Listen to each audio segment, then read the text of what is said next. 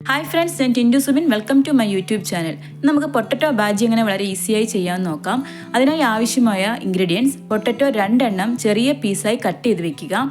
പിന്നെ നമുക്ക് ആവശ്യമായത് ഒരു സവോള മീഡിയം സൈസ് നീളത്തിൽ അരിഞ്ഞെടുത്തത്, പിന്നെ വെളുത്തുള്ളി ഒരു 5-6 അല്ലി, കറിവേപ്പില ഒരു തണ്ട്, ഒരു പച്ചമുളക്, കുറച്ച് മല്ലിയില ഓപ്ഷനാണ്, ഉണ്ടെങ്കിൽ ചേർക്കാം.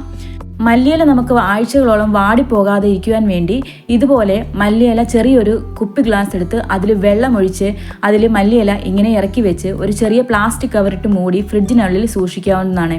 ആഴ്ചകളോളം കേടുകൂടാതെ ഇരിക്കും. വെള്ളം ഒന്ന് ഇടയ്ക്കിടയ്ക്ക് മാറിക്കൊടുക്കേണ്ടതാണ്, 1-2 ദിവസം കൂടുമ്പോൾ. പിന്നെ നമുക്ക് ആവശ്യമായത് മഞ്ഞൾപ്പൊടി 1/4 ടീസ്പൂൺ, ഉപ്പ് ആവശ്യത്തിന്. പിന്നെ നമുക്ക് താളിക്കാൻ വേണ്ടി കുറച്ച് കടുക്, കറിവേപ്പില, ചെറിയുള്ളി ചെറിയ പീസായിട്ട് അരിഞ്ഞു വെക്കുക.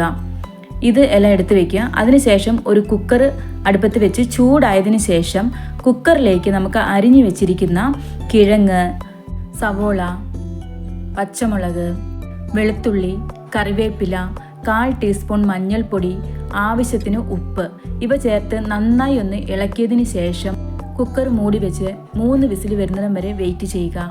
അതിനുശേഷം കുക്കർ ഓപ്പൺ ചെയ്ത് കിഴങ്ങ് നന്നായി ഒന്ന് ഉടച്ചെടുത്തതിന് ശേഷം അതിലേക്ക് കുറച്ച് മല്ലിയില ചേർക്കുക.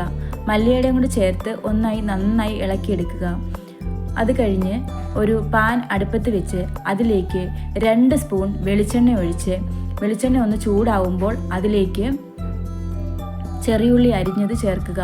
അത് മൂത്ത് വരുമ്പോൾ അതിലേക്ക് കടുക്, കറിവേപ്പില ഇവ ചേർത്ത് ഒന്ന് ഇളക്കിയതിന് ശേഷം നമുക്ക് മാറ്റി വെച്ചിരിക്കുന്ന നമ്മുടെ കിഴങ്ങിലേക്ക് അത് ചേർത്ത് കൊടുക്കാം. ചേർത്ത് നന്നായി ഇളക്കി യോജിപ്പിച്ചതിന് ശേഷം നമുക്കിതൊരു സെർവിങ് ബൗളിലേക്ക് മാറ്റാവുന്നതാണ്. പൂരിയുടെ കൂടെയും ചപ്പാത്തിയുടെ കൂടെയും ഒക്കെ കഴിക്കാൻ പറ്റുന്ന നല്ലൊരു ബാജി നമ്മളിവിടെ റെഡിയാക്കിയിരിക്കുകയാണ്.